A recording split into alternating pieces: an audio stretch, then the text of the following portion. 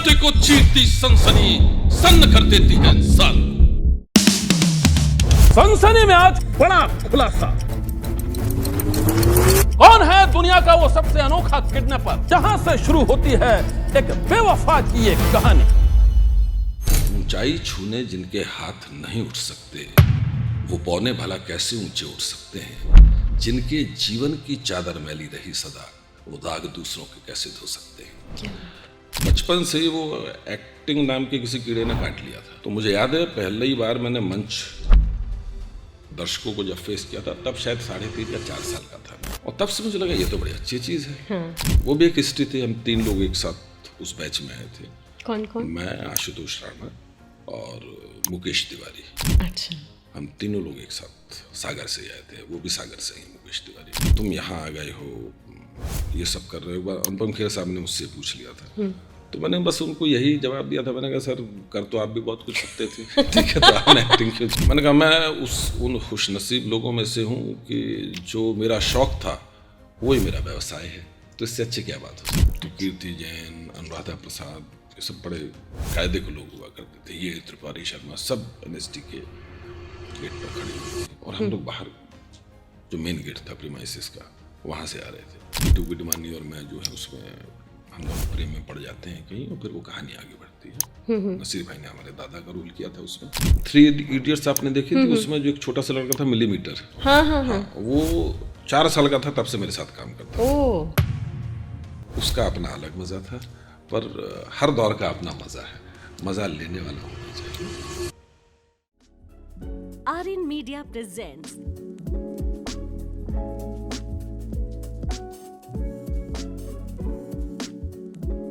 Podcast with RJ Niti, सुनो दिल की। नमस्कार, पॉडकास्ट विद आरजे नीति में स्वागत है आप सभी का। और हमारे आज के जो खास मेहमान हैं, उन्होंने 20 साल पहले ही आप सभी के दिलों में जगह बना ली थी। और आज का पॉडकास्ट आप खास तौर पे एक एक बात ध्यान से सुनिएगा, क्योंकि बातों बातों में बड़े सहज तरीके से वो जिंदगी के बड़े बड़े फलसफे भी बता जाते हैं। प्लीज वेलकम बहुत ही talented actor, anchor Shrivardhan Trivedi ji का। ये बहुत बहुत शुक्रिया। आपका जो शो है 6100 एपिसोड पूरा करने का वर्ल्ड रिकॉर्ड बना चुका है। अब ज़्यादा हो गया। अब ज़्यादा हो गया होगा। ये लास्ट जब ये रिकॉर्ड किया गया था world book of record London की तरफ से, तब ये करीब 6100 या 200 एपिसोड्स था। अब ये 7000 या लगभग 7500 के आंकड़े के आसपास है। वाओ। एक सिंगल क्राइम शो 7 दिन चलने वाला, सोमवार से अगले सोमवार तक। 22 नवंबर 2004 को शुरू हुआ था, रात को 11 बजे। वो समय आज तक उसका बिल्कुल तय है। और अभी हमने 22 नवंबर को 21 साल पूरे किए। 21 साल पूरे हो गए। तो सर, सबसे बड़ी बात यह है कि 21 सालों से आप सेम लुक कैसे मेंटेन कर पा रहे हैं? ये कौन सी जड़ी बूटी है? मेरे ख्याल से महिलाओं को बहुत इंटरेस्ट होगा कि एवरग्रीन। हाँ, नहीं, मुझे लगता है कि तो काम के प्रति जो आपका जुनून होता है जी, और आप अपने काम को जितनी शिद्दत के साथ काम करते हैं, मुझे लगता है वो आपको रोज़ बेहतर करने की और ठीक अपने आप को ठीक रखने की प्रेरणा देता है। अच्छा, दूसरा ये है कि जिस तरीके के संस्कारों से परिवार से मैं आया हूँ, तो खाने पीने में बहुत परहेजी तो नहीं हूँ, लेकिन ये है कि बहुत कंट्रोल है, संयमित है। और दिन में एक ही वक्त में पूरा भोजन करता हूँ। अच्छा। तो ये लंबे समय से ये चीज़ें चली आ रही हैं। तो रूटीन बाकी तो सोने उठने जागने का हम लोगों का ऐसा ही होता है। तो कम से कम जहाँ आप कंट्रोल कर सकते हैं वहाँ कंट्रोल कर सकते हैं। उसके अलावा बाकी की जो चीज़ें होती हैं जो आपकी सेहत को किसी भी तरीके से असर पहुँचा सकती हैं, या आप वक्त से पहले थोड़ा सा दूसरे तरह के लगने लगते हैं, तो उन चीज़ों से परहेज है। चाहे वो शराब हो या नॉनवेज हो, इन सारी चीज़ों से परहेज रहा है शुरू से। तो शायद वो चीज़ें काम करती हैं। पर मुझे ये लगता है नीति कि सबसे ज़रूरी है कि आप अपने विचारों को कैसे नियंत्रित करते हैं। ठीक है, मैं ये मानता हूँ कि दुनिया में सब कुछ एक विचार ही है, और विचार ही है जो जिंदा रहता है, बाकी सब तो चला जाता है। यही एक चीज़ है, एक विचार और एक ध्वनि, ये दो ही चीज़ें खला में रहती हैं ब्रह्मांड में, बाकी सब चला जाता है। तो मैं ये मानता हूँ कि आप अपने विचारों को किस तरीके से नियंत्रित करते हो। नियंत्रित इसलिए मैं कह रहा हूँ क्योंकि देखिए, विचार एक ऐसी प्रक्रिया है, एक थॉट प्रोसेस एक ऐसी चीज़ है जो ऑनगोइंग चलती है। आप जाग रहे हैं, सो रहे हैं, तो भी विचार चलते हैं, और उसी की परिणति होती है जो आपको स्वप्न आते हैं।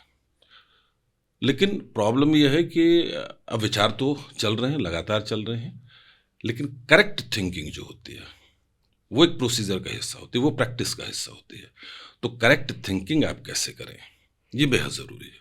क्योंकि एक विचार, आज हम सब यहाँ बैठे हैं इस स्टूडियो में आपके साथ, ये कहीं ना कहीं किसी वक्त आपके जहन में या किसी के जहन में ये विचार आया होगा, और जाहिर सी बात है एक दिन में तो नहीं हो गया है ना जी। अब ये विचार चल रहा है, लेकिन क्योंकि वो सही विचार था तो आपने उसके इर्द गिर्द एक ढांचा बुनना शुरू कर दिया। ठीक है, उस तरह के काम आपने शुरू किए और उसी सोच को आपको आगे बढ़ाना था। तो जब कोई एक विचार आपके भीतर बहुत लंबे समय तक रह जाता है तो वो आपका एटीट्यूड बन जाता है। वो एटीट्यूड आपके साथ कुछ समय तक कैरी कर लिया आपने, तो वो आपका बिहेवियर बन जाता है जी। और वो बिहेवियर कुछ समय तक आपने किया तो वो आपके एक्शन में तब्दील हो जाता है। और एक्शन आप कहाँ करते हैं? एक्शन आप करते हैं समाज में, सोसाइटी में, लोगों के बीच में, घर में, परिवार में। और जब आप बार बार रिकरिंग मोड में रिपीटेडली वही एक्शन बार बार करना शुरू कर देते हैं तो फिर हम ये मान लेते हैं कि नीति तो ऐसी है, ये बार बार ये करती है। तो हमने बेसिकली नीति की नियति तय कर दी है, हमने आपके भाग्य का निर्धारण कर दिया। तो वस्तुतः होता यह है कि वो एक जो विचार है वही आपकी डेस्टिनी को तय करता है। तो खैर, वापस वहीं लौटते हैं। तो विचारों पर नियंत्रण की जो बात है, तो वो कहीं ना कहीं, अब उसके अलग अलग तरीके हो सकते हैं। ठीक है, कोई इस तरह से जाता है, कोई इस तरह से जाता है, तमाम तरीके। एक तरीके की साधना है या तपस्या है, लेकिन ज़्यादातर लोग जो कहीं किसी मुकाम पर पहुंचते हैं, मैं समझता हूँ उनके विचारों पर तो बहुत नियंत्रण होता है। जी। तो एक वो चीज़ है, तो मुझे लगता है यही नियंत्रण, कुल मिलाकर के नियंत्रण बेहद ज़रूरी है, संतुलन बेहद ज़रूरी है। आप कैसे संतुलित करते हैं अपनी ज़िंदगी को। हमारे यहाँ आयुर्वेद में तो कहा गया है, देखिए लोग अब जिम जाते हैं, तमाम तरह की मेहनत करते हैं, योगाभ्यास ज़रूरी है, व्यायाम ज़रूरी है, चलना फिरना ज़रूरी है, शरीर से शरीर का काम लेना ज़रूरी है।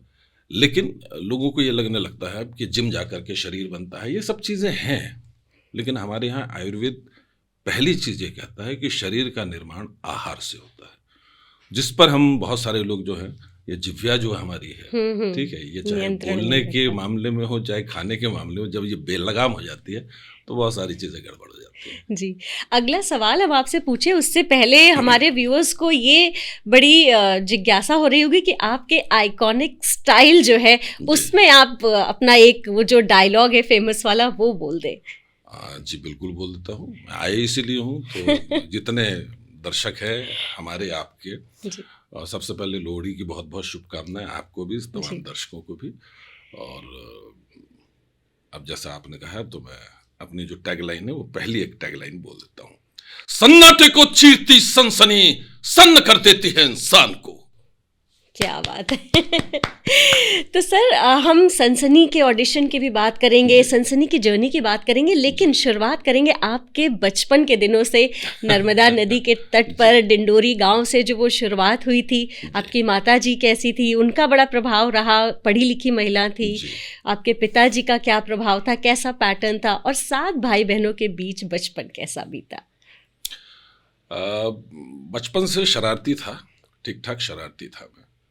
और ये माना जाता है कि मैं अपने परिवार में कहीं किसी लेगेसी को बिलोंग करता हूँ जी। और उस तरह की कुछ घटनाएं भी हुई मेरे जन्म के समय। हमारे यहाँ देखिए, हमारे यहाँ तो पुनर्जन्म का कॉन्सेप्ट है ही, तो लिहाजा थोड़ा सा सिर चढ़ गया था, क्योंकि 4, 5, 6 साल की एज तक मुझे किसी ने ठीक से डांटा नहीं था, कोई चपत नहीं लगाई गई थी, तो कुछ श्रृंखल हो गए थे थोड़ा सा।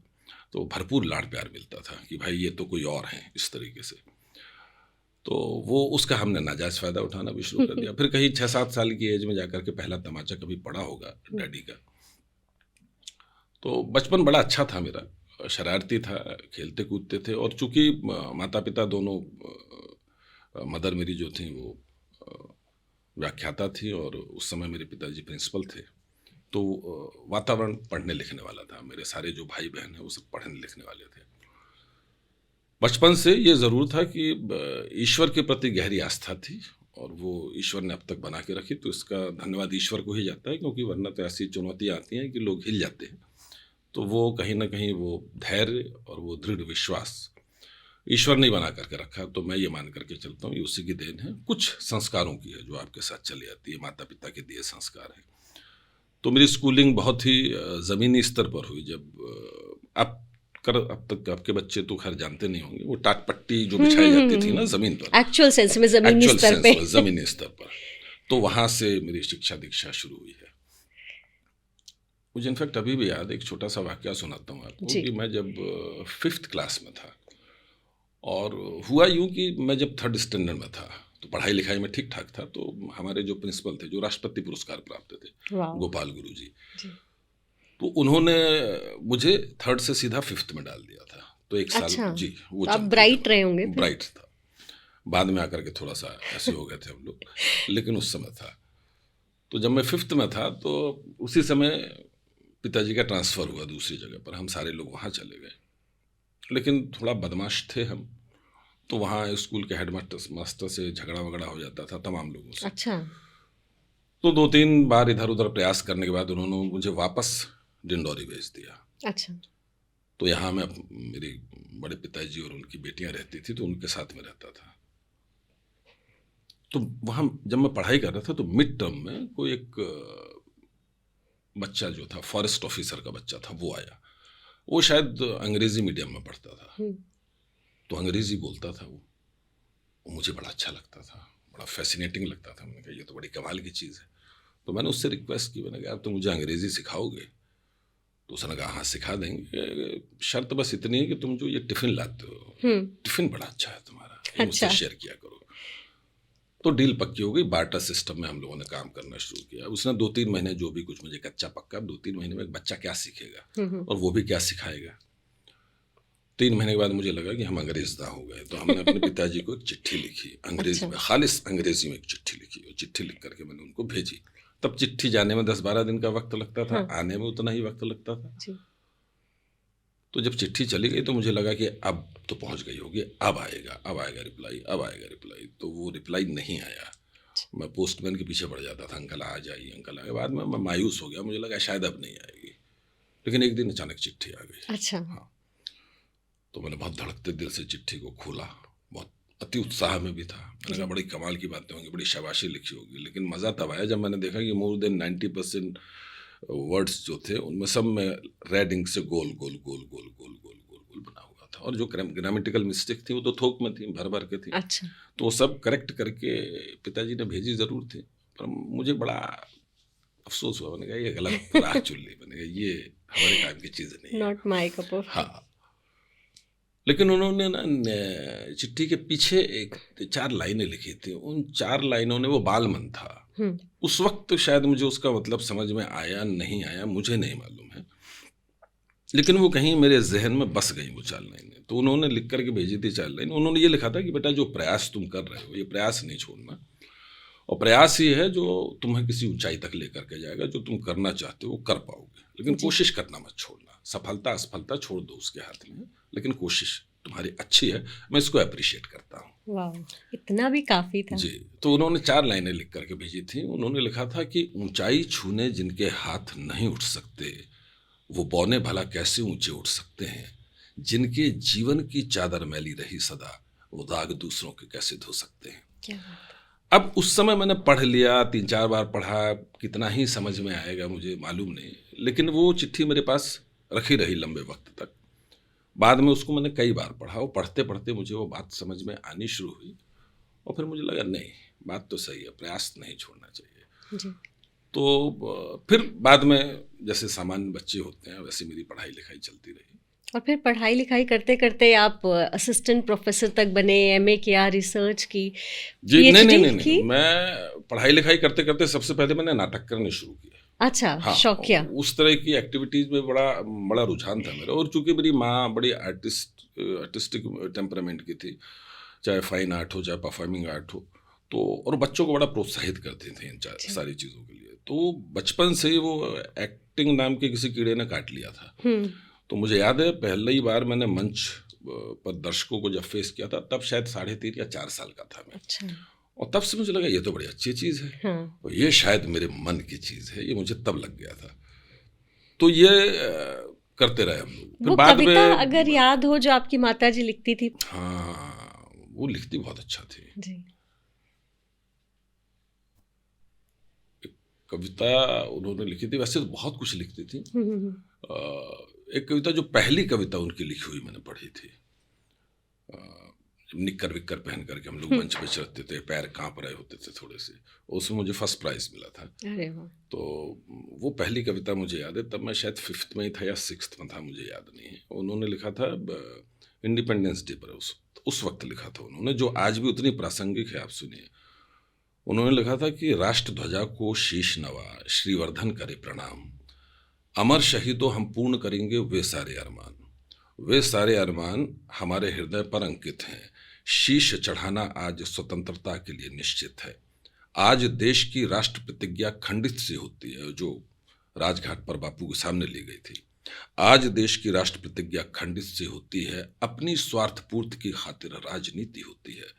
राजनीति होती है ऐसी कभी कल्पना की थी, राम राज्य के सपने की क्या ऐसी गति सोची थी।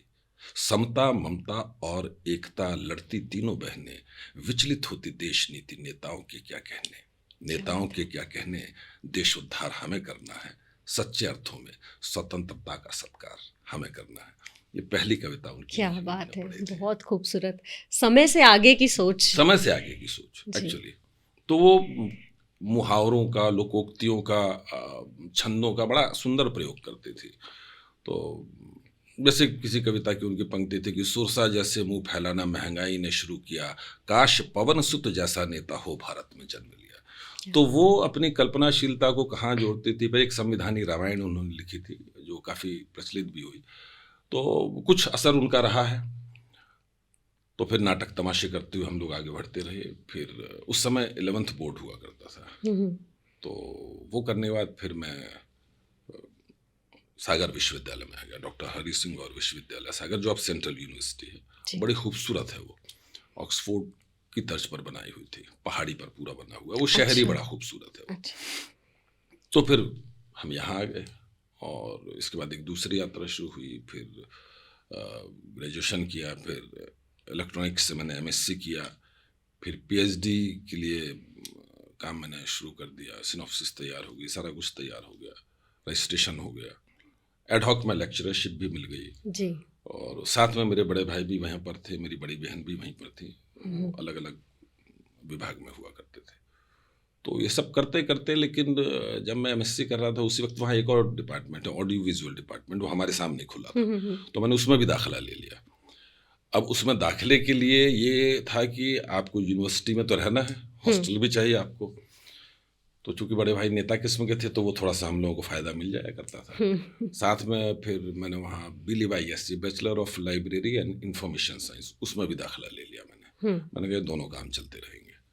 तो वो वहाँ एक रेगुलर एक्टिविटी के तहत हम लोग काम करते थे, ट्रेनिंग भी होती थी, चाहे डांस हो, चाहे गाना हो, नाटक लगातार परफॉर्म करते थे, यूथ फेस्टिवल्स जाया करते थे हम लोग।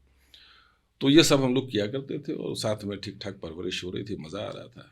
बीच में जब कहीं लगा कि नहीं नौकरी करनी चाहिए, लोगों ने कहा यार कुछ तो करना चाहिए अब, तो फिर MPPSC के थ्रू असिस्टेंट जियोलॉजिस्ट की पोस्ट निकली थी, उसके लिए मैंने अप्लाई किया और वहाँ हुआ, लेकिन मन नहीं किया जाने का, तो फिर मैं वहाँ नहीं गया। फिर SSB का इंटरव्यू दिया लेफ्टिनेंट के लिए, फिर लगा अब यहाँ चले जाना चाहिए, मुझे लगा शायद यहाँ भी नहीं जाना चाहिए। तो कुछ चीज़ें डिस्टाइंड होती हैं और घर में कभी उस तरह का प्रेशर रहा नहीं।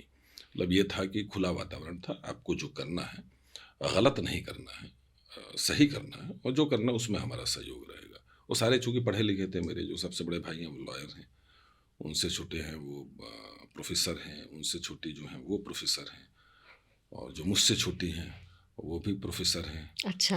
उसके बाद की जो हैं वो हाउसवाइफ है, सबसे छोटी वाली जो है वो भी असिस्टेंट प्रोफेसर है।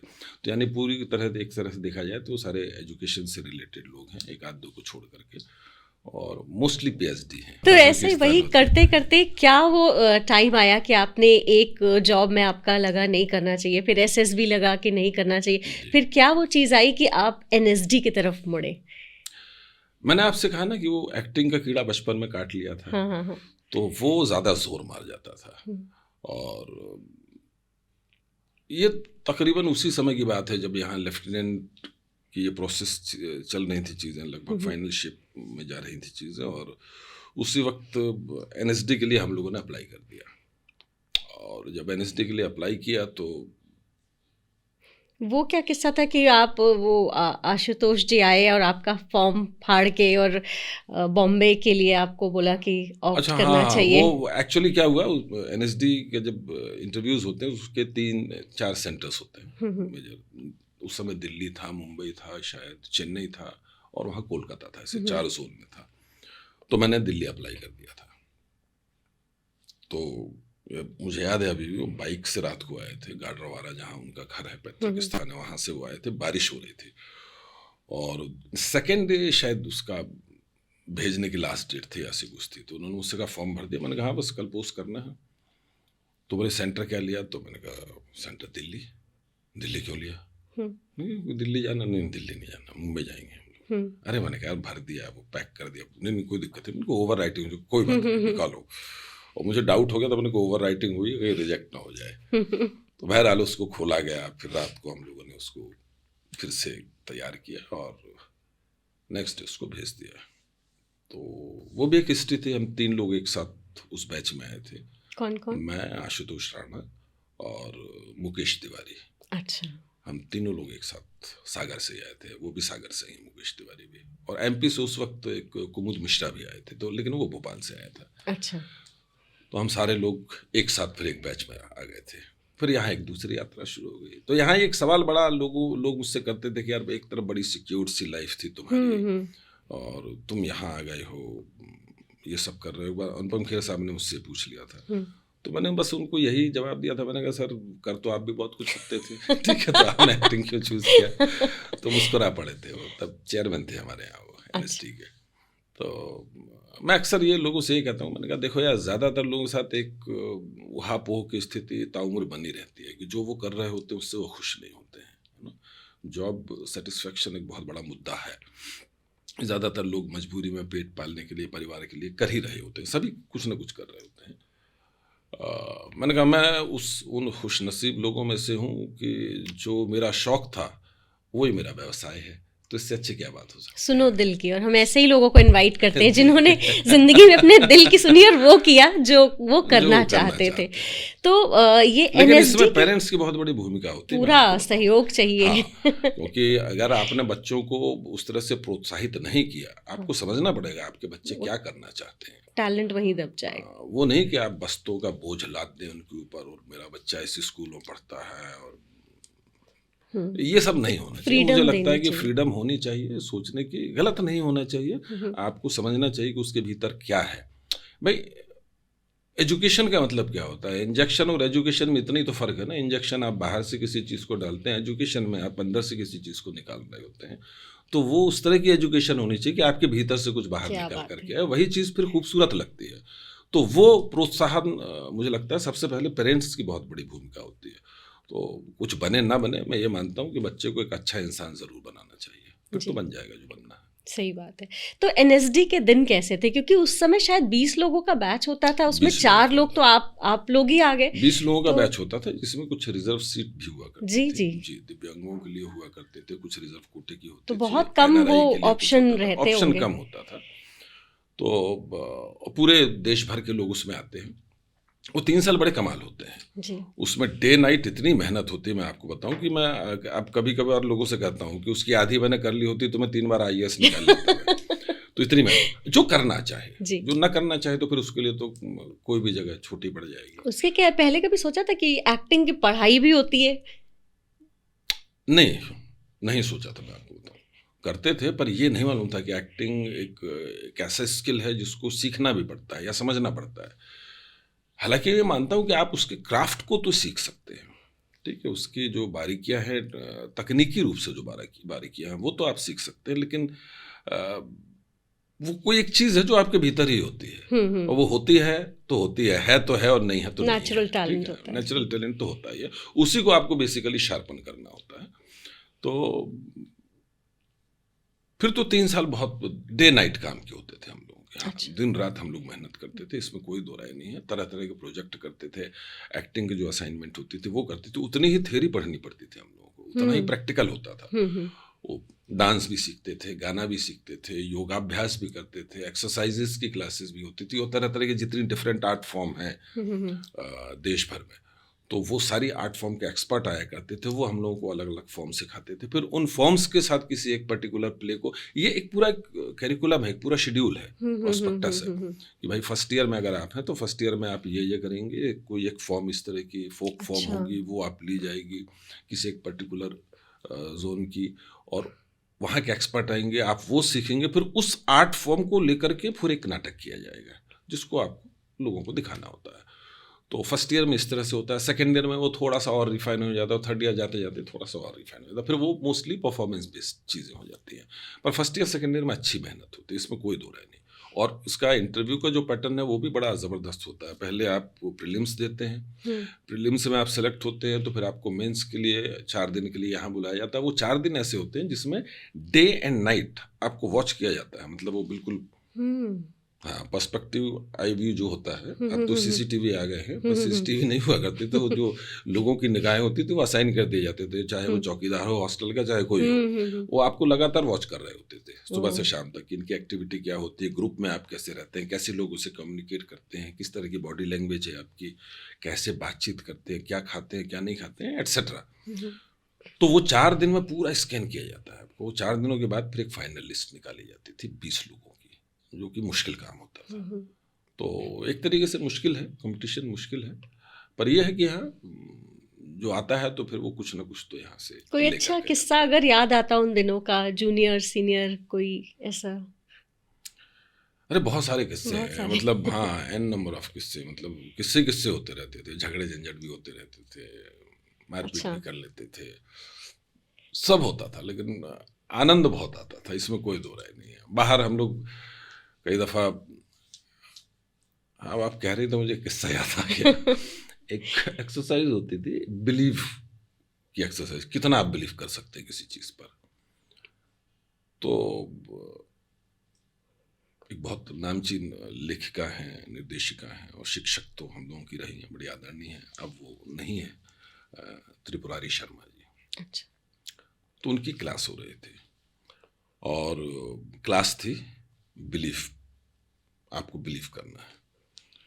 तो पूरी क्लास अंदर है, तरह तरह की एक्टिविटीज़ वो कर रहे हैं, और उसमें ये हुआ, हम लोगों ने आपस में बदमाशी करके थोड़ा सा प्लान कर लिया। तो मैं कहीं बाहर से भाग करके आता हूँ और मैं यहाँ चिल्लाता हूँ कि अरे भागो भागो, यहाँ बॉम्ब रखा हुआ है। वो प्लान्ड था एक्चुअली। तो सारे उठे, वो सारे भाग गए।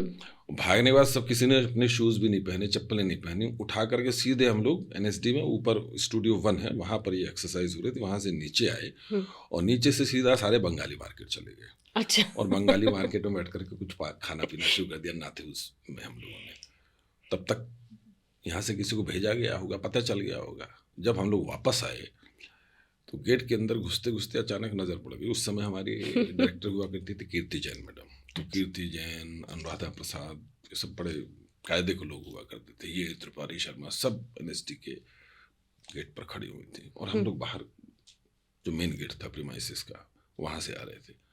देख करके हम लोगों की हालत ख़राब हो गई। तो हम लोगों ने कहा अंदर तो जाना है, फेस तो करना है। तो कानाफूसी करते हुए आगे जा रहे थे और वो एक्शन करते हुए कि कुछ है तो नहीं। फिर कोई जैसे मिल गया, उसको बुलाया, इधर कुछ फटा तो नहीं, इशारों में कर रहे थे। तो मैडम समझ गई, तो उन्होंने कहा कि बेटा अभी नहीं फटा, अब आओ, अब फटने वाला है, ठीक है। तो इस तरह की शरारतें भी किया करते थे।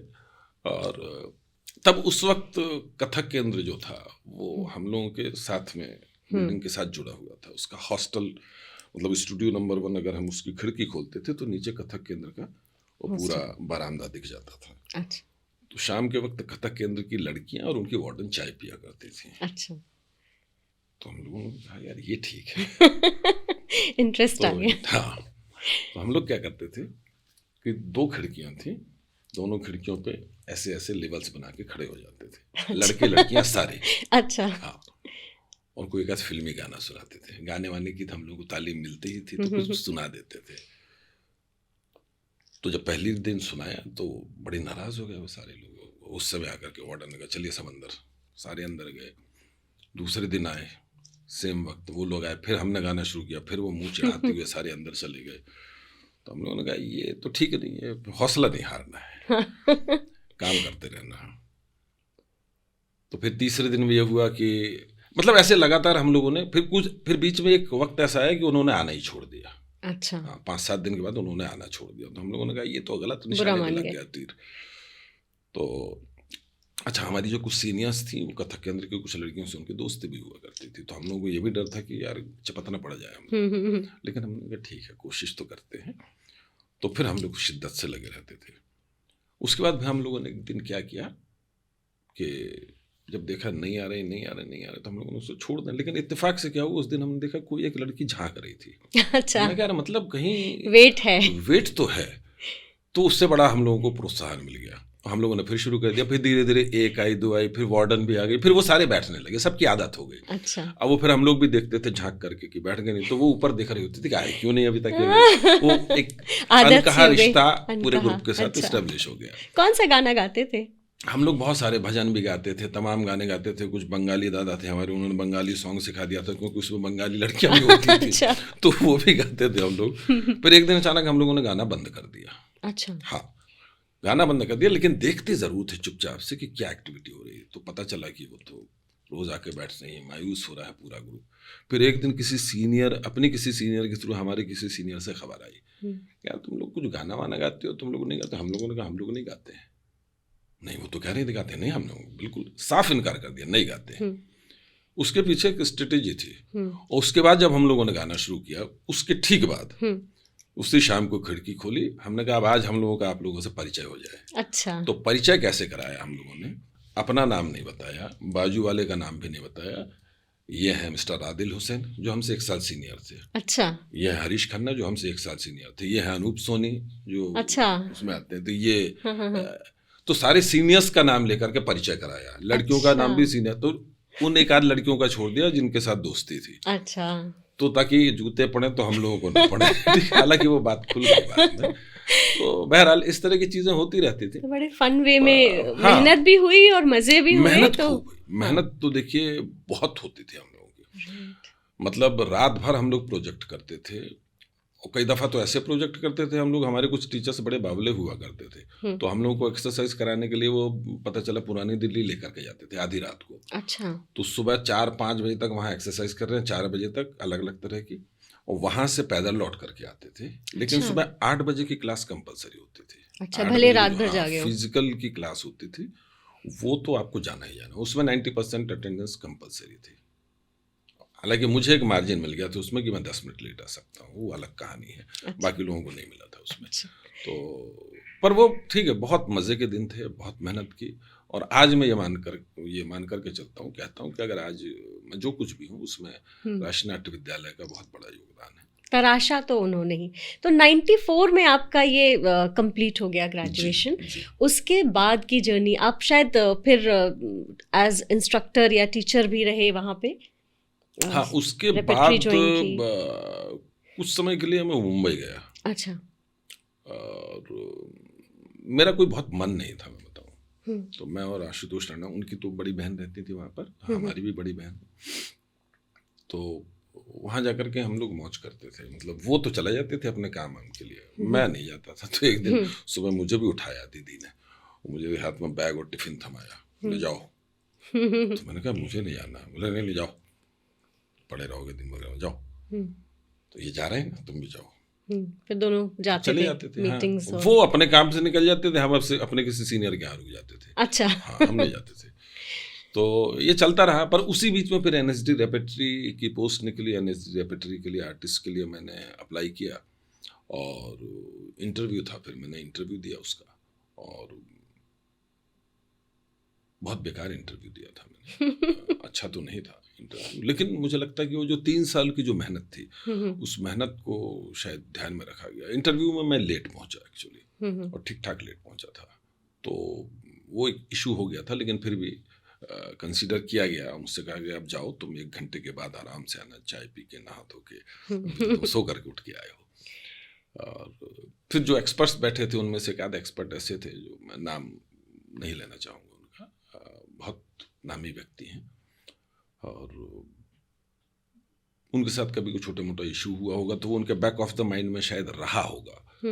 तो जाते ही उन्होंने वो जुमला बोल दिया एक, तो वो जो रहा सा एक तो सुबह से वैसे ही मूड ऑफ था कि मैं लेट पहुंचा हूँ एंड ऑल दैट, लेकिन मुझे कंसीडर कर लिया गया था, बहुत खुले दिल से कंसीडर किया था। तो लेकिन जब उन्होंने कहा तो एकदम से ट्रैक ऑफ हो गया मेरा। तो फिर इंटरव्यू दिया मैंने, पर बड़े बेमन से दिया मैंने इंटरव्यू। और मुझे आज भी याद है, अगर आप कभी मंडी हाउस जाएं तो वहाँ राष्ट्रीय नाट्य विद्यालय के कॉर्नर में जब आप बाहर निकल करके आते हैं भगवान दास रोड पर, तो एक चाय की दुकान है ना, अब थोड़ी सी ठीक बन गई है वो। ओमी भाई अब नहीं है वो इस दुनिया में, तो वो उस समय से उनकी वो शॉप चली आ रही है। अब कौन ऑनर है मुझे नहीं मालूम। तो वहाँ हम लोगों का ये रेगुलर फीचर था कि सुबह सबसे पहली चाय वहाँ पिया करते थे हम लोग। तो मैं वहाँ बैठा था, चाय के 2 गिलास मैंने ले रखे थे हाथ में। अच्छा। नीचे पट्टी पर बैठा हुआ था मैं और चाय पी रहा था। मुझे लग रहा था कि भविष्य तो अंधकार में दिख रहा है अब, यहाँ से तो पत्ता कट है मेरा, क्योंकि बहुत ही बेकार मैंने कुछ परफॉर्म किया है मुझे लग रहा है। और तो सोच रहा था, उधेड़-बुन में था कि क्या करूं, मैं वापस जाऊं या कहाँ जाऊं। जाहिर सी बात है कोई भी सोचता है उस वक्त में, तो मैं सोच रहा था। और उसी समय मुझे याद है अभी भी कि हमारे यहाँ उस समय म्यूज़िक की टीचर हुआ करती थी डॉक्टर बी रत्ना, वो और जो साउंड डिपार्टमेंट के जो हेड थे मिस्टर मनोहर, दोनों चले आ रहे थे। और मैंने उनको देखा नहीं, मैं झुका हुआ कुछ सोच रहा था। तो उन्होंने, मैं नीचे बैठा था, तो उन्होंने मेरे सिर पे ऐसे हाथ रखा, बोला हाँ भाई मिठाई विठाई नहीं खिलाओगे क्या? तो मैंने कहा मिठाई खा लीजिए, पर किस बात के लिए मिठाई? तो आप कभी बोले खिला देंगे। बोले रेपेट्री में सिलेक्शन होता है तो कोई मिठाई नहीं खिलाता क्या? अच्छा, गुड न्यूज़। सिलेक्शन किसका? बोले तुम्हारा। मैंने कहा नहीं, दिस इज नॉट पॉसिबल। तो बोले नहीं, हो गया है। तो मैं वहाँ से वहीं मैंने चाय के गिलास थोड़ा, उनसे कोई बात ही नहीं की। मुझे अभी भी याद है, मैं दौड़ लगाता हुआ भगवान दास रोड पर था, वहाँ से दौड़ लगाते हुआ कॉपरनिकस रोड में गया। तो रविंद्र भवन में ऊपर रेपेट्री करती थी, तो मैं 5वें माले तक दौड़ लगाते हुए गया। और मैंने जा करके नोटिस बोर्ड पर देखा तो रिजल्ट लगा हुआ था, इसमें पहला नाम मेरा था। वो मुझे जीवन की पहली संतुष्टि मिली थी।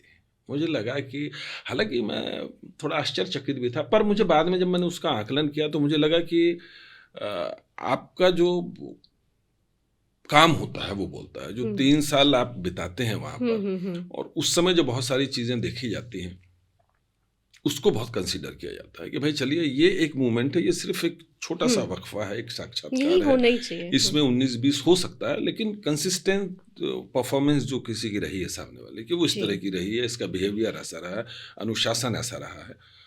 तो मुझे लगता है उन चीज़ों को बहुत तवज्जो दी गई। और फिर उसके बाद मैं 6 साल तक रेपेट्री में था जी। और फिर 2 साल मुझे रेपेट्री का चीफ बना दिया गया। So I was the youngest chief this repertory company.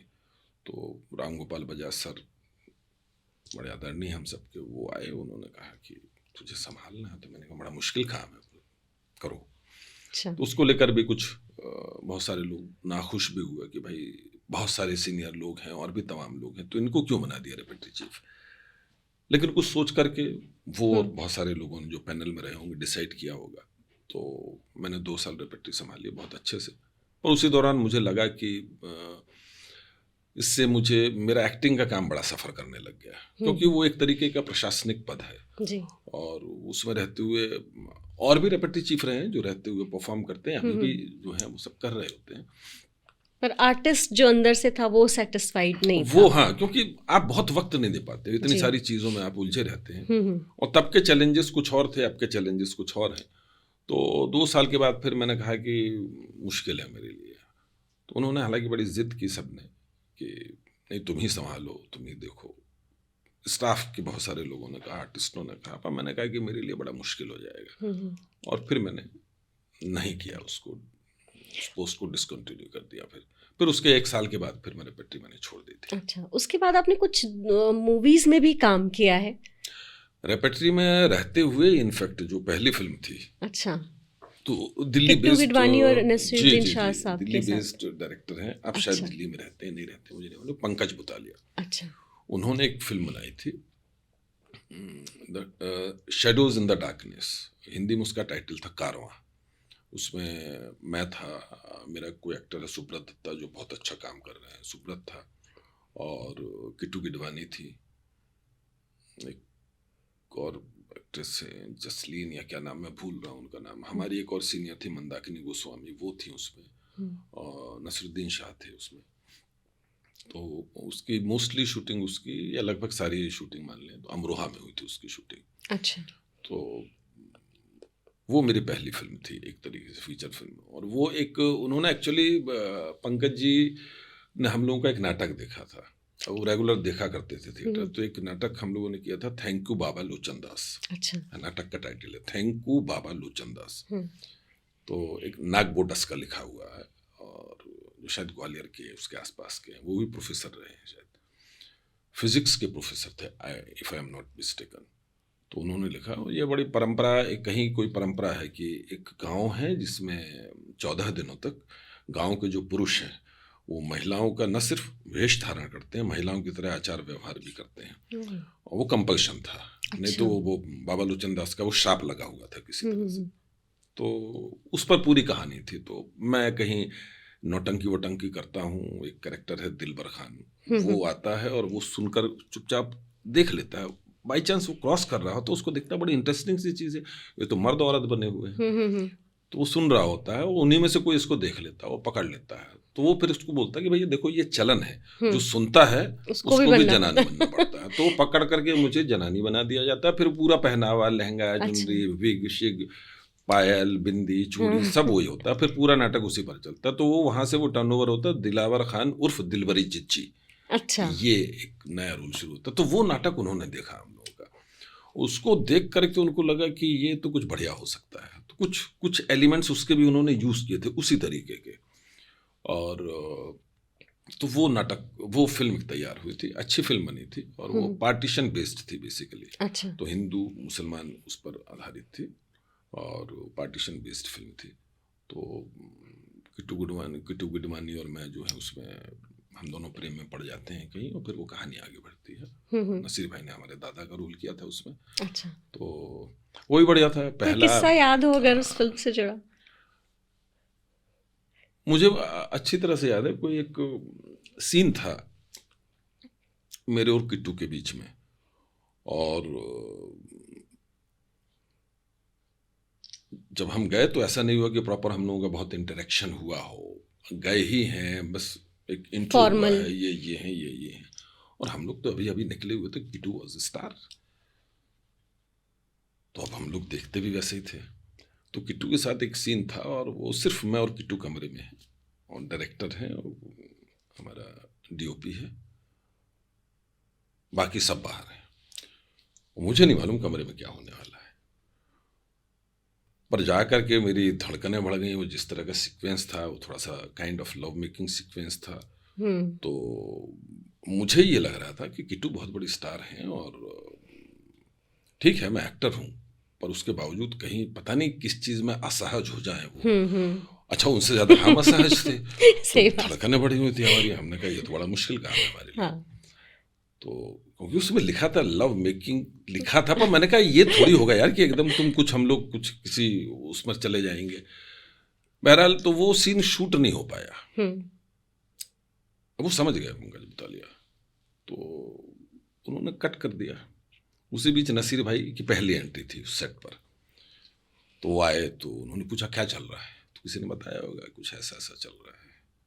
तब तक हम लोग बाहर आ गए थे कि थोड़ा ब्रेक लेते हैं। पूछा पाछा गया तो उन्होंने बताया कि ऐसा है, तो उन्होंने मुझे बुलाया, चाय मंगवाई, बैठ यहाँ। नसीब भाई पहले 2-3 अच्छी वाली गालियाँ सुना दी मुझे। नाक कटवाएगा तो मेरी, तो स्टूडेंट है मेरा, now you are equally star, ठीक है, तो ये नई दिमाग में कहीं मत रखो कि वो किट्टू है, मैं नसीर हूँ, ये सब बिल्कुल जहन में नहीं रखना है। तो जो समझा सकते थे शिक्षक के नाते, बड़े के नाते, और जो उनका अनुभव था, और उतनी पंपिंग काफ़ी थी मेरे लिए। फिर तो 1 टेक शॉट हो गया था, जो भी था अच्छा कायदे का शॉट था, जो भी था। बहरहाल तो वो एक बड़ा अच्छा एक्सपीरियंस था। तो ऐसे तमाम अनुभव उस फिल्म में, और भी बहुत सारे अनुभव होते रहे। खाने पीने के समय हंसी मजाक चलता था, कौन कितनी मिर्च खाता है, चलो कंपटीशन चल जाता था। अच्छा। तो बहुत सारी चीज़ें होती रहती थी, हंसी हंसी में वो फिल्म बन गई थी। तो अच्छा लगता था। कभी कभी हम लोग किसी लोगों को डराते थे, क्योंकि जिस घर में मैं रुका था वो कमाल अमरोही का घर था, जिसमें मीना अच्छा। कुमारी भी रहा करती थी। वाह। तो कभी किसी को उन्होंने फिर एक किसी और को कह दिया कि आप भी वहाँ रह लो। हम लोगों को लगा यार ये तो हमारी टेरिटरी में दखल है। तो हम लोगों ने कहा कि अच्छा ये आने वाला है, तो हम लोगों ने माहौल बना दिया कि वहाँ छन छन छन छन की आवाज़ आती, पायल की। मीना कुमारी वहाँ रहा करती थी। तो वो ऐसी हवा हुई कि सामने वाला फिर आया नहीं वहाँ रहने अच्छा। के लिए। उसने कहा कि मैं वहाँ नहीं जाऊँगा। तो इस तरह की बदमाशियाँ भी होती रहती थी। तो सब होता रहता, मस्ती होती थी। तो आपने ये सारी चीज़ें की, फिर सनसनी में कैसे एंट्री हुई? ऑडिशन के लिए किसने अप्रोच किया आपको और क्या रहा वो किस्सा? हाँ, इस कैसे बीच में मैं ऑडिशन हुआ? थिएटर लगातार कुछ ना कुछ करता रहा। हम्म। एनएसडी रेपेट्री छोड़ने के बाद भी रेपेट्री के साथ जुड़ा रहा लगातार, और टीचिंग भी करता रहा। बतौर एक्सपर्ट एनएसडी में अपनी सेवाएं देता रहा मैं। और मैं स्पेशली वॉइस, स्पीच और एक्टिंग, इन तीनों चीज़ों को पर ध्यान देता था। और ये इनफैक्ट जब मैं रेपेट्री में था तभी मुझे पहला अवसर मिल गया था। अच्छा। तब से मैंने क्लासेस लेनी शुरू कर दी थी। हाँ, ये काम तो हुआ था। ये कभी इस तरह का अवसर मेरे पहले शायद किसी को नहीं मिला था। तो और वो एक टीचिंग का जीन्स कहीं भीतर है। तो mother, father, brother, sister mostly उसी में है, तो वो कहीं भीतर आपके ब्लड में तो है। तो ये कर रहे थे। और फिर एक एनजीओ है लिटरेसी इंडिया में, उसके साथ जुड़ा। तो बच्चों के लिए मैंने बहुत सारे नाटक किए। अच्छा। लिखे भी, किए भी। और मतलब सिर्फ एनजीओ के बच्चों के साथ नहीं करता था। उसके कुछ बच्चे अभी बड़ा अच्छा काम कर रहे हैं। अगर आपको याद कौन हो कौन? तो 3 इडियट्स आपने देखी थी, उसमें जो एक छोटा सा लड़का था मिलीमीटर। हाँ हाँ हाँ, हाँ। वो 4 साल का था तब से मेरे साथ काम करता था। ओह। तो वो पूरा मुझसे ही ट्रेंड हुआ बालक है वो। अब तो खैर बड़ा अच्छा अच्छा काम कर रहा है वो। ऐसे तमाम बच्चे हैं जो काम कर रहे हैं। तो हम लोगों ने बहुत सारा काम किया, कॉरपोरेट्स के लिए बहुत सारा काम किया हम लोगों ने। और कुछ दिल्ली के बड़े स्कूल्स के साथ मैंने काम किया। मुझे याद है एक बहुत बड़ा नाटक हमने किया था, the evanescent dream, fading dreams, अंग्रेजी में था वो नाटक। तो D Francis Sales schools Janakpur में, उसमें हमने वो नाटक किया था। तकरीबन 3,500 बच्चे थे। 3,500 बच्चे एक प्लेटफॉर्म पर, एक स्टेज में, एक नाटक में।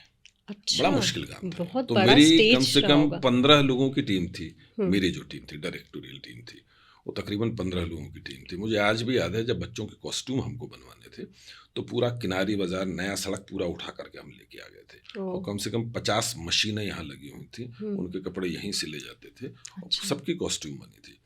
और सारे बच्चे, कोई भी एक बच्चा छूटा नहीं था जो स्टेज पर ना आया हो। अच्छा जी, छोटे से लेकर के क्लास 12th तक का सारे बच्चे स्टेज पर थे। पूरी एक कहानी थी, बहुत अच्छा नाटक था।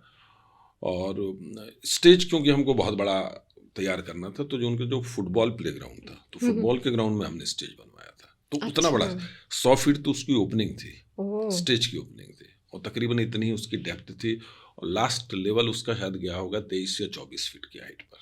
उस पर वो परफॉर्मेंस होती थी। तो दिल्ली के जितने भी लाइट हाउस हैं, सबकी लाइटें खत्म हो गई थी, इतनी लाइट्स लगी थी उसमें। उस वक्त मैं आपको बता रहा हूँ, कितने साल पुरानी बात है ये। बात हो गई सनसनी के नहीं,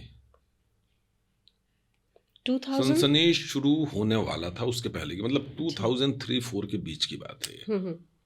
और तब उस नाटक की कॉस्ट में आपको बता रहा हूँ 56 लाख रुपीस थी तब। उस वक्त किया था, उस लेवल पे किया था। तो वो one of the biggest show in Asia consider भी किया गया था वो। अच्छा।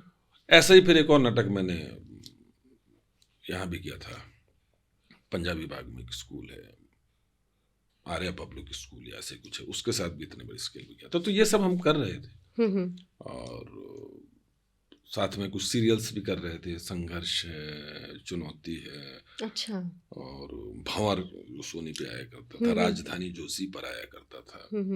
और एक दूरदर्शन ने, बीबीसी ने शुरू किया था, जासूस विजय।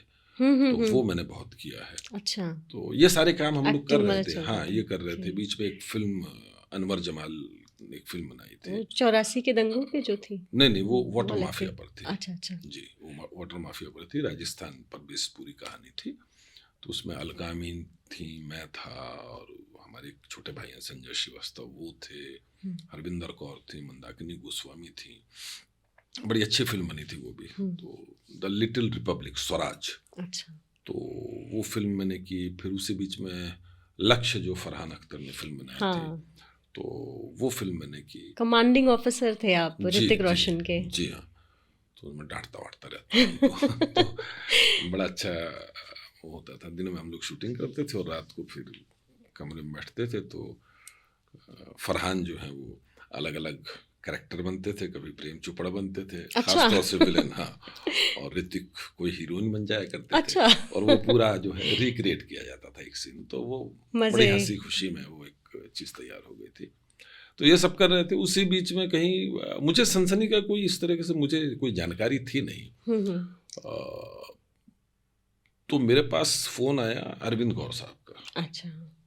जिनका अस्मिता थिएटर हाँ, ग्रुप हाँ, है। थिएटर में बड़ा नाम है हाँ, उनका। उनका फ़ोन आया। दरअसल उनसे बात की गई होगी कि भाई हम लोग एक किस तरह का शो शुरू करना चाहते हैं और हमें किसी ऐसे एंकर की ज़रूरत है जो एक्सप्रेसिव हो, या तमाम जो भी उन बताई गई होंगी बारीकियाँ, पर हमको मिल नहीं रहा है। मुंबई में हमने बहुत कोशिश कर ली, दिल्ली में हमने कोशिश कर ली, हमको मिल नहीं रहा है हमारे मेल का आदमी जो हमारे मन को भाए। तो तुम सजेस्ट करो। तो उन्होंने कहा एक है, पर वो अपनी मौज का आदमी है, बात मैं नहीं करूँगा, बात आपको करनी पड़ेगी। अगर वो तैयार हो जाते तो आप कर लीजिए। तो फिर मेरे पास फ़ोन आया। अब एक्टर थे, चूंकि ऑडिशन दिया करते थे यहाँ वहाँ। पहले मैंने सोचा यार चैनल वैनल में क्या करना है, एक्टर आदमी है, चलो ठीक है ऑडिशन चल के देखते हैं चल कर। तो फिर मैं गया। मुझे याद है अभी भी, तब बीएजी का दफ्तर हुआ करता था मालवीय नगर में बेसमेंट में नीचे जाकर। जी हाँ, आप तो बीएजी में से जुड़ी हुई हैं, आपका मेरा संबंध तो बहुत बहुत पुराना। तब मैं वहाँ पे वो करती थी आईवीआर के लिए जो मैसेजेस रिकॉर्ड होते हैं, तो मैं वॉइस ओवर आर्टिस्ट बीएजी में ही थी और रोज जाती थी। मालवीय नगर में मैंने 1 साल करीब काम किया होगा। और जब ये ऑडिशन हुआ ना, रेड अलर्ट आया था और वो बहुत हिट हो गया था एक एपिसोड, और ये सनसनी की, तो मेरा भी ऑडिशन लिया गया और मुझे रेड अलर्ट का ही वीओ सुना के, और मैं कॉपी करने में अच्छी हूँ, तो मैंने जैसा सुना वो ही कॉपी कर दिया, तो आई गॉट सिलेक्टेड। तो तभी आप वहाँ पर आए होंगे। हाँ, मैं वहाँ आया, और इत्तेफाक से क्या था कि उस वक्त भी मेरे बाल बड़े थे। अरे जितने अभी हैं इतने नहीं होंगे, शायद थोड़े छोटे होंगे। अच्छा। और बियर्ड भी थी थोड़ी। और ये भी देखिए, कई दफ़ा क्या होता है, वाणी में कितना ताकत है, कितनी ताकत होती है। आप सोचिए, राष्ट्रीय नाट्य विद्यालय का एक एक्सटेंशन प्रोग्राम चलता है, तो हम एनएसडी के थ्रू एक्सपर्ट जाते हैं, अलग अलग जगह पर वर्कशॉप करते हैं। एक मॉड्यूल बना हुआ पूरा, जो अभी स्कूल्स में भी चलता है। तो मुझे याद है, मैं एक वर्कशॉप लेने जा रहा था कोरबा में। एनटीपीसी के जो ट्रेनी इंजीनियर्स होते हैं उनके साथ एक वर्कशॉप लेने जा रहा था। तो उस वर्कशॉप में मैं था, एक भोपाल की लेडी हैं, भारत भवन की बड़ी अच्छी आर्टिस्ट थी, वो अब नहीं रही, वो थी, और दानिश जो है, दानिश इकबाल दानिश था जो मेरा जूनियर है, और मिस्टर राम गोपाल बजाज, हम लोग थे। एक आध कुछ और रहा होगा, मुझे ध्यान नहीं। तो बजाज साहब कैंप डायरेक्टर थे हमारे।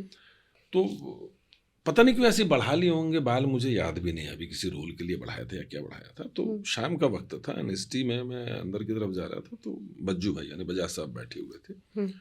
तो उन्होंने मुझे बुलाया, बोले कहाँ जा रहा है तू? तो बोले तैयारी हो गई तेरी, कल चलना है। मैंने कहा जी सर।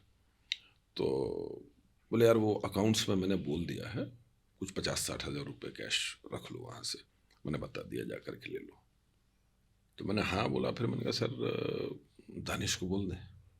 तो बोले क्यों? मैंने कहा सर मैं ज़रा काम से जा रहा हूँ। कहाँ जा रहे हो? तो मैंने कहा थोड़ा से बाल तरतीब से करवा लूँ, कटवा लूँ, इंसान जैसा लगने लग जाऊँ। तो उन्होंने मुझे यूँ देखा, नहीं कटवाना। तो मैंने कहा क्यों सर? तो अपने अंदाज में मत कर। तो मैंने कहा क्यों? तो वो अपनी देशी भाषा में उन्होंने कहा लौंडा लगता है तू। बोले अभी क्या है, थोड़े बाल वाले हैं, दाढ़ी है, स्पेक्स तब मैं लगाया करता था, तब शौकिया लगा लिया करता था। तो बोले अभी ना तू लग रहा है मैच्योर, हाँ थोड़ा मैच्योर लग रहा है। वहाँ जो ट्रेनी इंजीनियर्स होते हैं तो उनको तुझे सिखाना है। मैंने कहा देख लीजिए सर, अच्छा नहीं लगा, ठीक लग रहा है, यही रहेगा, नहीं कटने वाला। मैंने कहा ठीक है, नहीं कटने। मैं गया, बाकी उसके बाद फिर मैं चला गया। अब वही इत्तेफाक से लौट करके आया, और एक बहुत अच्छी लेखिका हैं, डायरेक्टर भी रही, इरपिंदर भाटिया। अच्छा। इरपिंदर भाटिया ने कोई एक नाटक लिखा होगा, वो अंग्रेजी में था। उस समय धर्मशाला में एक परफॉर्मेंस होनी थी दलाई लामा के सामने, एक यूनिवर्सिटी का इनॉग्रेशन था। तो उन्होंने अंग्रेजी में नाटक लिखा, वो माइथोलॉजिकल नाटक था। तो वो नाटक मैंने किया, उसमें लीड रोल मेरा था, और एक और दानिश हैं वो उसमें थे, जो किस्सा गोई करके वो करते हैं ना, वो दानिश उसमें था, और एक हिमांशु मिश्रा जो बहुत अच्छे म्यूजिक में जिनका बहुत अच्छा काम है, थिएटर भी बहुत अच्छा करते हैं, तो हिमांशु भाई थे। तो हम सारे लोगों ने मिलकर के वो नाटक किया।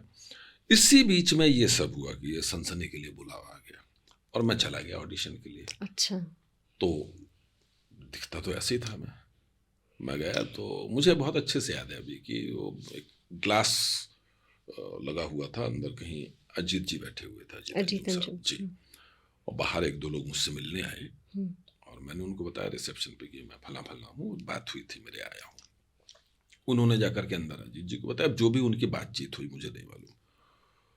वो बाहर आए और उन्होंने आकर के मुझसे कहा कि सर वो अजीत जी तो नहीं है अभी।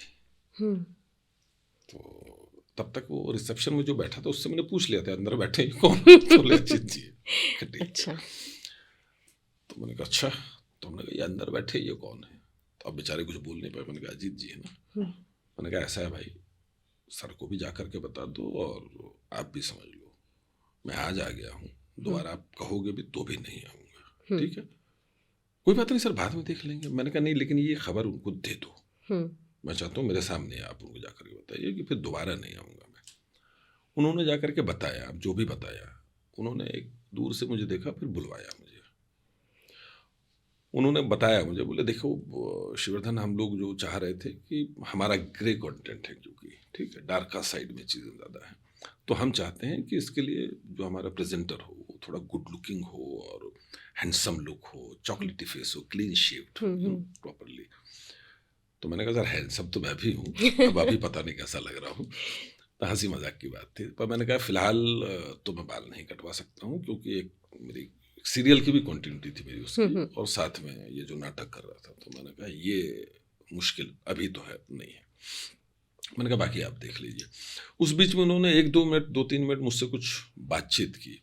अब देखिए, जो बड़े लोग होते हैं ना, समझदार लोग होते हैं, अनुभवी लोग होते हैं, वो थोड़ी सी देर में बड़ी पारखी निगाहें होती हैं। तो अजीत जी का इतना लंबा अनुभव रहा है, तो उन्होंने उतनी सी देर में शायद कुछ समझ लिया कि कुछ तो इसके भीतर है। तो उन्होंने कहा, उन्होंने ये सोचा होगा कि शायद चलो ठीक है, आया है यार, कुछ इसके भीतर मुझे लग रहा है, इसको ज़ाया नहीं होने देते हैं, कुछ करा लेते हैं। तो उन्होंने कहा कि देखो क्या होगा नहीं होगा मुझे नहीं मालूम, लेकिन आप आए हैं तो क्या आप एक छोटा सा कुछ ऑडिशन हमारे लिए कर देंगे? तो मैंने कहा मैं आया ही इसीलिए हूँ। फिर मैं गया तो रेड अलर्ट की स्क्रिप्ट मुझे दी गई, और मैंने उसको 2-3 मिनट देखा और कर दिया।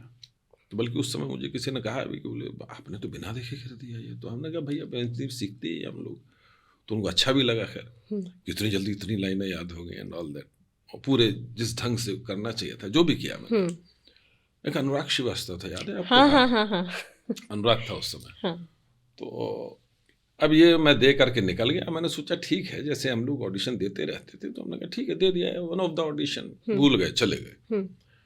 ठीक 1.25 महीने के बाद मुझे जाना था ये परफॉर्म करने के लिए धर्मशाला। हम लोग धर्मशाला चले गए, और धर्मशाला में जब हम थे उसी दिन नेक्स्ट डे फोन आया मेरे पास सुबह कि we have decided to go with you.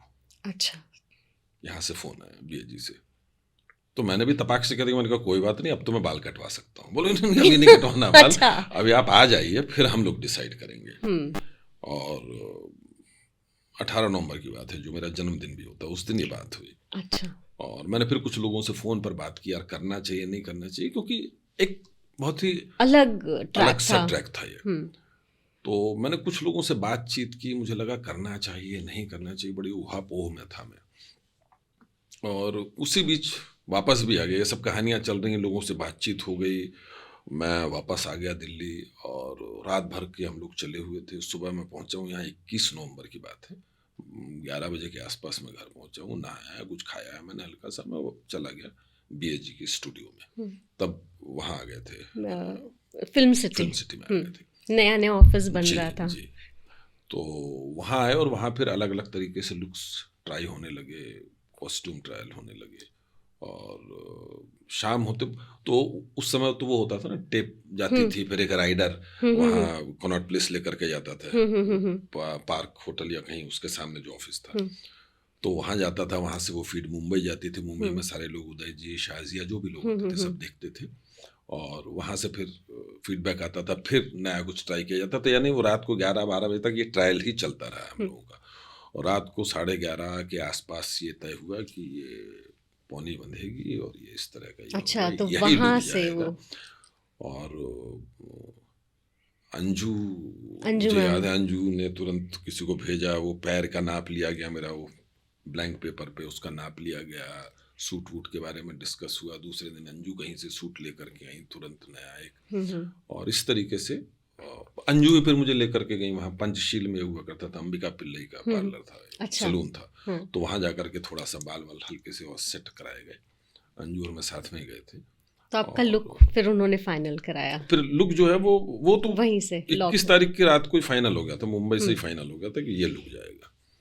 और ये किसी ने फिर मुझे बाद में बताया, थोड़ा इंस्पायर्ड था, एक कोई सीरियल आया करता था ना शायद, कहानी घर घर की या कुछ था, उसमें एक करेक्टर हुआ करता था अंश करके, अंश, कुछ हाँ, ऐसा, तुलसी का बेटा बनता था। हाँ, वो पोनी ओनी रखता था, तो कुछ किसी ने कहा शायद उससे इंस्पायर्ड था, किसी ने कहा नहीं था, वो बहरहाल जो भी रहा हो, पर वो कुल मिलाकर के ये लुक बन गया। वो जो बन गया वो बन गया, और ये 21 तारीख की रात की एक्सरसाइज थी, और 22 नवंबर 2004 को पहला एपिसोड ऑन एयर हो गया, and then rest is the history. और इनफैक्ट बस उसमें बीच में इतना ज़रूर हुआ कि जब मैं बहुत ही धर्म संकट में था, मुझे करना चाहिए नहीं करना चाहिए, तो मैंने अपने पूज्य गुरुदेव को फ़ोन लगाया। अच्छा। ये पंडित देव प्रभाकर जी शास्त्री, हम लोग दद्दा जी बोलते हैं, जब अब गोलोकवासी हो चुके हैं कुछ समय पहले, तो मैंने उनसे कहा कि ऐसा ऐसा एक प्रस्ताव है। तो बोले फिर क्या दिक्कत है? तो मैंने कहा नहीं, मतलब हम ये कर रहे हैं और फिर अलग विधा। तो बोले उससे क्या होता है, काम काम होता है, परफॉर्म इसमें भी करना, परफॉर्म उसमें भी करना है। तो वो सूत्र देते थे जिंदगी के। तो मैंने कहा कर ले। तो बोले मेरी बात से क्या समझ में आया? मैंने कहा करना चाहिए। तो बोले करना चाहिए। अच्छा। तो शुरू हो गया वो। फिर जब 100 एपिसोड मेरे हो गए थे इसके, तो तब ये मैं पंजाबी बाग वाला नाटक कर रहा था उस समय, साथ में हम रात में ये कर रहे होते थे, अच्छा। वहाँ प्ले भी कर रहे थे। तो जब 100वां एपिसोड जिस दिन हो गया, तो दूसरे दिन मैंने उनको फ़ोन किया, मैंने कहा दादा 100 एपिसोड हो गए। बहुत अच्छी बात है बेटा, बधाई हो और शुभकामनाएं। तो हम चुप, क्योंकि मुझे तो कोई और बात करनी थी। अच्छा, उस समय ना उनसे हम लोग ज़्यादा बात नहीं कर पाते थे, क्योंकि वो हम लोगों के लिए एक दूसरे तरह के फिगर थे। तो फिर मैं चुप रहा, तो उन्होंने कहा कुछ और कहना चाहते हो? तो मैंने कहा जी मतलब यही था कि 100 एपिसोड हो गए। बोले सुन लिया आपने? तो मैंने कहा मतलब ये सोच रहे थे कि 100 हो गए हैं तो बहुत नहीं हो गए। अच्छा। तो थोड़ा हिचकते हुए, संकोच करते हुए, जिस तरीके से कहा गया कह दिया। तो उन्होंने एक छोटा सा पॉज लिया और उन्होंने सिर्फ इतनी कहा, बोले बेटा हम एक बात बताओ। वो अपनी देसी भाषा में थोड़ा सा बात करते थे, बुंदेलखंड की तरफ के थे। बोले बेटा अपन इतने बड़े हो गए हैं कि अपन ये तय कर लें कि अपने लिए क्या बहुत हो गया और नहीं हुआ। तो हमने कहा नहीं, ठीक है, बोले अगले आदेश तक इस विषय में कोई बात नहीं होगी। अच्छा। और वो आदेश दोबारा कभी नहीं हुआ। और वो 100 एपिसोड और अब के 7,500 एपिसोड नियति बन गए फिर वो। तो वो एक सिनोनिम सा बन गया वो। जी। अच्छा भी लगता है कई बार, आपको लगता है सनसनी को लोग आपसे पहचानते हैं, इतने सारे चैनल बदल गए, पहले बीएजी फिल्म्स का था, फिर स्टार न्यूज़ हुआ, फिर वो एबीपी न्यूज़ होता गया, फिर सनसनी कायम रही। सनसनी कायम है, सनसनी आज भी फैल रही है। अच्छा, जब लॉन्च हुआ था तो लोग डाइजेस्ट नहीं कर पा रहे थे, कोई मजाक बना रहा था तो कोई आर्टिकल लिख रहा था, कतई डाइजेस्ट नहीं कर पा। हाँ, कतई डाइजेस्ट नहीं कर पा। फिल्मों में आपकी कॉपी की जाती थी, जब भी किसी क्राइम शो की बात होती थी तो आपको आपका गेटअप और आपका स्टाइल कॉपी करते हुए, अभी भी कॉमेडी शोज में, फिल्मों में, कपिल के शोज में, तमाम जगह पर ये होता रहता है। वो तो मैं एक रिवॉर्ड की तरह लेता हूँ, वो कॉम्प्लीमेंट मानता हूँ।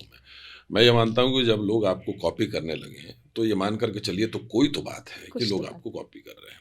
हाँ, पर आप सही कह रहे हैं कि उस वक्त तकरीबन ये शुरुआत के 5-6 महीने का पीरियड था, तब आधे पेज के आर्टिकल लिखे जाते थे। और किसी ने लिखा कि ही लुक्स लाइक मर्डरर, हाँ। ये मर्डर करके आता है, ही लुक्स लाइक रेपिस्ट, और ये इनको किसी ने लिखा कि रोज इसको तिहाड़ जेल से रोज पैरोल पर छुड़ा हाँ, करके हाँ, लाया लोग जाता कहते हैं है। कि ये तो खुद ही क्रिमिनल लगते हैं, तो ये एंगरिंग करके वापस छोड़ दिया जाता, तमाम तरह की बातें होती हैं। तो कैसा और, लगता था तब? वो सारी चीजें तो मुझे बुरी नहीं लगती थी, पर किसी एक इंडियन एक्सप्रेस में आई थिंक किसी एक बहुत सीनियर जर्नलिस्ट है वो, तो उन मैडम ने, बड़ा नाम है उनका, मैं नाम नहीं लूँगा, उन्होंने कुछ ऐसी चीज़ें लिख दी थी जो मुझे नागवार गुजरी, और आधे पेज का आर्टिकल था। अच्छा, कमाल की बात ये होती थी ना, लोगों की मजबूरी हो गई थी लिखना कि ये सबके बावजूद ये शो चल निकला है। हाँ। तो डाइजेस्ट भी नहीं हो रहा था कि एक नए तरह का प्रयोग था, नए तरह की बातचीत थी, और अपनी बात को, अपनी कहानी को कहने का तरीका बिल्कुल नए अंदाज में था। तो लोगों को डाइजेस्ट भी नहीं हो रही थी ये चीज़ें, तो लिखना भी मजबूरी थी, तो लिखते भी थे आधे आधे पेज का आर्टिकल, लेकिन अच्छा कोई नहीं लिखता था।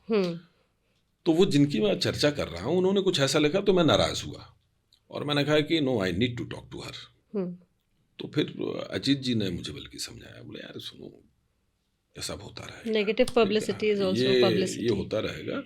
अब हम लोग की उतनी समझ नहीं थी, अजीत जी वगैरह थोड़ा सा सीजन्ड थे इन सारी चीज़ों में, तो उन्होंने समझाया, और भी एक दो लोगों ने समझाया, अंजू ने भी समझाया कि इग्नोर करो। उस वक्त तो शांत हो गया, पर उनकी बात सही साबित हुई, और उन्होंने तकरीबन उसके 2-2.5 महीने के बाद एक बड़ा सा आर्टिकल लिखा, और पूरा सब लब्बो लुबाब लिखने के बाद उन्होंने अंत में लिखा कि मुझे अब लगने लगा है कि मेरा जो अनुभव है, या मेरा जो आकलन है, मेरा मूल्यांकन है, वो शायद गलत है। अच्छा। क्योंकि शो की टीआरपी कुछ और कह रही है, हम कुछ और समझ रहे हैं, जनता को पसंद, हाउस होल्ड प्रॉपर्टी बन चुका है ये। और उस समय मुझे याद है कि पूरे market across all the channels, including entertainment channels, 28% market के 28% पर सिर्फ सनसनी का कब्जा हुआ करता था, और लंबे समय तक ये सब जारी रहा। और बहुत लोगों को देखिए, बहुत लोगों को न्याय मिला इससे। हम लोगों ने बहुत सारे कैंपेन किए, चाहे कबूतरबाजों पे किए, चाहे तांत्रिकों पर किए, चाहे हम लोगों ने रिश्वतखोरों पर किए, तो लोगों को फायदा बहुत हुआ। आगाह भी किया आपने कि किस तरह से क्राइम होते हैं, वो लोगों को समझ में आने लगा। हाउस होल्ड मतलब इससे पहले कि वो इनोसेंट रहे, उनके साथ क्राइम हो जाए, आपने पहले से आगाह किया कि इस तरह से इनके साथ हुआ है तो आपके साथ ना हो। आप देखिए, लोग रिश्वत लेने से डरते थे। उनको ये लगने लगा था कि कोई तीसरी आंखें सनसनी की जो हमको देख रही है हर वक्त, वो उस तरीके का एक माहौल क्रिएट हो गया था वातावरण में, तो लोग रिश्वत लेने से डरने लग गए थे। तो जब कोई आदमी डर रहा है, उस समय नहीं लिया, वो वक्त चला गया, शायद उसके बाद ना भी लिया हो उसने। तो ऐसे बहुत सारी चीजों में नियंत्रण हुआ। कोई स्टोरी जो आपको डिस्टर्ब कर गई हो? कि कभी कभी होता था कि हम लोग कोई स्टोरी पढ़ते थे, लगता था अरे क्या है ये, ऐसे भी होता है। ऐसी बहुत सारी स्टोरीज रही हैं, क्राइम ही था तो तरह तरह के। जब भी कोई किसी लड़की के साथ, किसी बच्ची के साथ इस तरह के दुर्व्यवहार की जब कोई कहानी में पढ़ता तो मुझे बड़ी तकलीफ होती थी, और लगता था कि मैं इसको कैसे पढ़ूंगा। लेकिन वो जो लगता था कि कैसे पढ़ूंगा, इतनी तकलीफ देह चीज़ है, शायद वही तकलीफ में मेरी आवाज़ में बन करके निकलती थी, और वही शायद लोगों को अपील भी कर जाती थी। और लोग, शायद यही वजह है कि लोग अपने आप को मुझसे एसोसिएट करके देखना शुरू, लोगों को लगने लगा था ये मेरी आवाज़ है, ये हमारा मंच है, ये व्यक्ति हमारा है, ये हमारा प्रतिनिधित्व कर रहा है। और तो मुझे अच्छा लगता था वो कि लोग इतना ट्रस्ट करने लगे हैं, और फिर वो रिस्पॉन्सिबिलिटी भी फील होने लगी आपको, और उसी रिस्पॉन्सिबिलिटी का नतीजा कि मैं आज तक करता चला आ रहा हूँ। जी जी जी। तो पर ऐसी बहुत सारी स्टोरीज रही हैं जिन्होंने आपको परेशान किया है, कई बार तकलीफ दी है, कई बार आपकी रातों की नींद हराम की, आप करके आए हैं, और कई बार एक्चुअल लोकेशन पर ऐसे जाना पड़ गया है कि आपको देखने के बाद 2-3 दिन आप डिस्टर्ब रहे हैं। लेकिन ठीक है, मुझे लगता है कि जर्नी का पार्ट है। चीज़ें आपको बहुत कुछ सिखा रही होती हैं, आपको परिपक्व भी कर रही होती हैं। अब शायद चीज़ें उस तरीके से अफेक्ट ना करती हूँ, लेकिन हिल जाता है इंसान, वो भीतर तो आपके वो संवेदनाएं अगर बाकी हैं एक ह्यूमन बीइंग के तौर पर, तो वो असर तो करती हैं। पर मुझे लगता है कि वो असर करती हैं, इसलिए शायद आप बेहतर परफॉर्म कर पाते हैं, आप बेहतर कर पाते हैं। और बाकी ठीक है, बाकी जो अंदाज था, ज़ोर से बोलता है, उंगली दिखाता है और आंखें दिखाता है, इत्यादि इत्यादि, तो वो सब तो ठीक है, उसका पार्ट था। कुछ चीज़ें भीतर से आ गई। मैं जो भी करता हूँ, लोग मुझसे कहते थे आप ये करते हो, उंगली दिखाते हो, हाथों का ये जेस्चर करते हो, ये कैसे करते हो? तो मैंने कहा एक चीज़ होती है इनर जेस्चर। जब आप अपने आप को किसी कहानी से जोड़ लेते हैं, उनके चरित्रों के साथ जोड़ लेते हैं, तो तो फिर आपके लिए आपको मुश्किल नहीं लगती हैं चीज़ें, फिर वो चीज़ें भीतर से आनी आपकी शुरू हो जाती हैं। और मैं आपको बताऊं ईमानदारी की बात कि आज भी जब मैं एपिसोड करने जाता हूं तो वही एंजाइटी मेरे भीतर आज भी होती है जो पहले एपिसोड में थी शायद। और ये एक बहुत बड़े थिएटर डायरेक्टर हुए हैं पंडित सत्यदेव दुबे, अमरीश पुरी के गुरु भी थे वो। अच्छा। उनके साथ हम लोगों ने 2-3 नाटक किए हैं। बहुत ही अपने तेवर के थे, छोटी हाइट के थे, अपने तेवर के डायरेक्टर हुआ करते थे, मूलतः छत्तीसगढ़ के थे वो। और बहुत ही अफलातून डायरेक्टर थे वो। तो उनके साथ 2 नाटक मैंने किए थे रेपर्टरी में रहते हुए, एक रास्ते और एक इंशाल्लाह, दोनों में मेन रोल मैंने किया था। तो मैंने एक बार उनको कहा, मैंने कहा कि देखिए सर, ये उसके पहले जो एंजाइटी होती है इसका क्या करें, कुछ तो तमाम तरह की एक्सरसाइजेज हम लोग करते थे उसके पहले। तो उन्होंने फिर मुझे समझाया, बोले अगर ये जिस दिन ये बंद हो जाएगी उस दिन ये समझना तुम आर्टिस्ट नहीं हो। सही बात है। बोले वो बेचैनी है जो तुमको लगातार अच्छा करने की प्रेरणा देती है। और बोले शुरू के 5 मिनट ही रहेगी, शुरू के 5 मिनट 4 मिनट रहेगी। और यहाँ भी अभी भी ये होता है ना कि एक एंकर निकला 2 एंकर निकले तो फिर आप थोड़ा सहज हो जाते हैं, लेकिन तब तक वो एंजाइटी लेवल रहता है। और मैं ये समझता हूँ कि वो किसी भी संवेदनशील के व्यक्ति के भीतर हो सकता है, या जिसके भीतर कुछ बेहतर करने की इच्छा होगी तो उसके भीतर हमेशा इस तरह का एंजाइटी लेवल बना रहेगा कि कैसे और बेहतर कर दूँ, कहीं कुछ गड़बड़ हो गया तो उसको और कैसे सुधार लिया जाए। तो अब चीज़ें उस रवानगी में है कि उतना वक्त नहीं लगता है। नहीं तो पहले सनसनी के एंकर दिन भर भी किए जाते थे, 3-3 घंटे भी किए जाते थे, और कई बार किए जाते थे। और तब तो वो दौर था जब टेप यहाँ तैयार होती थी, एंकर यहाँ रेडी है, एक राइडर जाता था, कनॉट प्लेस जाता था लेकर के उसको, पीछे से दूसरा राइडर भेजा जाता था, सेम टेक, कि भाई मान लो कहीं गाड़ी भिड़ जाए, कुछ हो जाए तो आप show must go on, show नहीं रुकना चाहिए, ये आपको लेकर के जाना है। तो फिर वो जाया करता था, तो वो दौर हुआ करता था। तो उस समय व्यवस्थाएं वैसी होती थी। अब तो चीज़ें तकनीकी ने बहुत विकास कर लिया है, तो तब अब तो बड़ी बड़ी वो भी वैन जाया करती थी, अब तो टीवी और लाइव व्यू पे काम चल जाते हैं, तो बहुत सारी चीज़ें आसान हो गई हैं। और मुझे लगता है कि जितनी आसान हुई हैं उतने ही परफॉर्म करने के चैलेंजेस भी बढ़ते जा रहे हैं। लोगों की भूख भी उस तरह से बढ़ती जा रही है, टेस्ट भी अलग अलग हो गया है। तो पर हमारे साथ समस्या है कि हम अपनी थाली में एक तरह का व्यंजन ही रख पाएंगे और उसको थोड़ा सा गार्निश कर पाएंगे, कभी कभार, ज़्यादा तो नहीं कर पाएंगे। पर कोशिश होती है कि वो चीज़ें, वो खबरें जो समाज के लिए उपयोगी हों, समाज में कहीं किसी तरह की चेतना का विस्तार करें, किसी तरह से शिक्षित करें, ये ज़रूरी है। तो हम तो कोशिश है, ये चाहेंगे कि और 10,000 एपिसोड भी आप कंप्लीट करते रहें। लेकिन एक्टिंग से जुड़े कोई आपके आने वाले प्रोजेक्ट हैं कि मूवीज़ में हम आपको और देख पाएँ? जी, अभी कुछ समय पहले एक फिल्म की शूटिंग कंप्लीट हुई है, अनऑफिशियली आपको बता दे रहा हूँ, ऑफिशियली तो यहाँ चले जाएगा। तो वो फिल्म है, उसमें माधुरी दीक्षित हैं, रवि किशन हैं, तृप्ति ढीमरी हैं, मैं हूँ, और भी कुछ नामचीन एक्ट्रेस हैं। तो अभी कुछ समय पहले उसकी शूटिंग पार्ट ख़त्म हुआ, अभी डबिंग वगैरह काफ़ी कुछ काम शेष है, पोस्ट प्रोडक्शन का काम शेष है। तो अच्छी फिल्म है, मतलब मज़ा आएगा लोगों को देख करके। और मैं थोड़ा इस अवतार में हूँ, थोड़ा सनसनी के अवतार में भी हूँ, उसमें तो एक दूसरी तरह की कहानी है। तो और साथ में 1-2 प्रोजेक्ट पर अभी बातचीत चल रही है, तो उम्मीद करता हूँ कुछ ना कुछ मटेरियलाइज होगा। थिएटर में लगातार कर रहा हूँ, अभी भी एनसीडी रेपर्टरी के साथ ताजमहल का टेंडर, ये मैं पूछने वाली थी कि वो अभी एक्टिंग से जुड़े हुए हैं आप अपने? हाँ, देखिए वो तो काम ऐसा है जो कभी हम छोड़ भी नहीं सकते।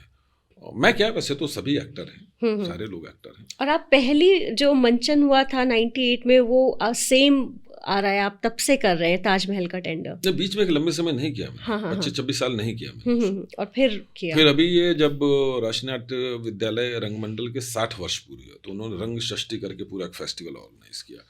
और तब इन्होंने मुझसे कहा कि उसके बीच में 2-3 बार ऐसी बातें होती रहीं कि कुछ और नाटक कर लें, पर कभी मेरे पास वक्त नहीं था, कभी कुछ और था, तो नहीं हो पाए। जब इन्होंने रंग षष्ठी में मुझसे कहा तो मैंने कहा कि ये मेरे लिए चैलेंजिंग तो है, क्योंकि इतने वर्ष के बाद जो आपने किया है उसको दोबारा करना। अच्छा, वो एक ऐसा कैरेक्टर है कि वो थ्रू आउट द प्ले है और बहुत एनर्जेटिक कैरेक्टर है, तो अगर वो ढीला पड़ा तो बहुत कुछ ढीला हो जाता है। तो मैंने कहा कि अब की जो आपका लॉट है उसके साथ उस एनर्जी को मैच कर पाना चैलेंजिंग तो है। मैंने कहा ठीक है, देखते हैं। और शुरू किया तो, पर एक बार मंच में जाने के बाद अभिनेता अभिनेता होता है फिर, राइट, तो वो मंच की ऊर्जा फिर कुछ अलग चीज होती है, वो आपको कुछ और सामने देती है। ऑडियंस देख के और आ सामने जाती है। ऑडियंस, मंच की ऊर्जा, आपके को एक्टर कमाल के हों साथ जी। में, तो जो अभी रंगमंडल के जो भी जितने आर्टिस्ट हैं बहुत ही कमाल के हैं वो सारे। जी। अभी रंगमंडल प्रमुख हैं राजेश कुमार, वो भी बहुत कमाल का काम कर रहे हैं, और साथ में यंग डायरेक्टर हैं अभी एनएसडी के चितरंजन त्रिपाठी, तो वो अपनी एक सोच के साथ चल रहे हैं, तो वो कॉम्बिनेशन एक अच्छा भी बैठा हुआ है, तो एक अच्छा काम हो रहा है। अभी इनफैक्ट ताजमहल के टेंडर के शो हम लोग अभी सिंगापुर में भी करके आए, हाउस पैक शोज थे, हाउस पैक शो थे। दिल्ली में कब नेक्स्ट होने वाला है? दिल्ली में अभी हमने पीछे किया NSUI के साथ, NCUI के साथ एक कोलैब में 3 नाटकों का फेस्टिवल था, तो साउथ अभी प्लानिंग ये है कि साउथ दिल्ली की तरफ थिएटर को थोड़ा सा और ले जाया जाए जी। तो उसके तहत एक इनिशिएटिव था, तो उसमें हम लोगों ने किया, वो भी बहुत अच्छा हुआ। अभी शायद ये भारत रंग महोत्सव 27 जनवरी से जो शुरू हो रहा है, तो उम्मीद करता हूँ कि उसमें कुछ शोज लगाए जाएंगे तो मैं आपको बताऊंगा। जी ज़रूर, मैं देखने आऊँगी। नाटकों का अपना अलग मजा जी। है, और मैं ये समझता हूँ कि मैं वही चीज़ जो है मेरे भीतर से निकल करके, चाहे मैं नाटक करूँ, चाहे मैं टेलीविज़न करूँ या फिल्में करूँ, बात वही है, कैनवास का फ़र्क हो जाता है। एक जगह लेंस की आंख हो जाती है, एक जगह दर्शक सामने बैठा है, एक जगह आपको मान करके बैठना पड़ता है कि दर्शक आपको देख रहा है। आर्टिस्ट सेम है। आर्टिस्ट सेम है, तो बातें भी लगभग वही हैं, बस एम्प्लीफिकेशन का फ़र्क है, कितनी चीज़ें कितनी मैग्नीट्यूड में एम्प्लीफाई होती हैं और करनी चाहिए, क्योंकि आप थिएटर में हैं तो आपको किसी और तरीके से बोलना पड़ेगा, वो बहुत ज़्यादा एम्प्लीफिकेशन के साथ चीज़ें करनी पड़ेंगी। यहाँ शायद छोटे से जेस्चर में, छोटे से मैनेजर में, छोटे से आँख के थोड़े से लुक में आपने आँख झुकाई, आँख उठाई, तो कैमरा आपको इतने में एनहांस कर देगा आपकी चीज़ों को। थिएटर में आपको वो करना पड़ता है ना। हालांकि अब तो थिएटर में बहुत सारी तकनीकें इन्वॉल्व हो गई हैं, अब तो LED भी लगने लगी हैं, साउंड ट्रैक भी दूसरे तरीके के हो गए हैं। इसका अपना अलग मज़ा है, उसका अपना अलग मज़ा था, पर हर दौर का अपना मज़ा है, मज़ा लेने वाला होना चाहिए। तो सर, मुझे तो बड़ा मज़ा आया आपसे बातचीत करके, इतनी अच्छी अच्छी कहानियाँ, किस्से उस दौर के आपने सुनाए, और हमारी ये शुभकामना है कि आप आने वाले समय में और हमें हर स्क्रीन पर दिखें, आप हमें थिएटर करते दिखें, आप हमें मूवीज़ की स्क्रीन पर दिखें, और सनसनी में तो दिखते ही रहें। तो आपका बहुत बहुत शुक्रिया, और धन्यवाद दीदी। आज की हमारी बातचीत अगर आपको अच्छी लगी हो तो हमारे चैनल को सब्सक्राइब करते रहिए। फिलहाल के लिए बस इतना ही, इजाज़त दीजिए आरजे नीति को। नमस्कार।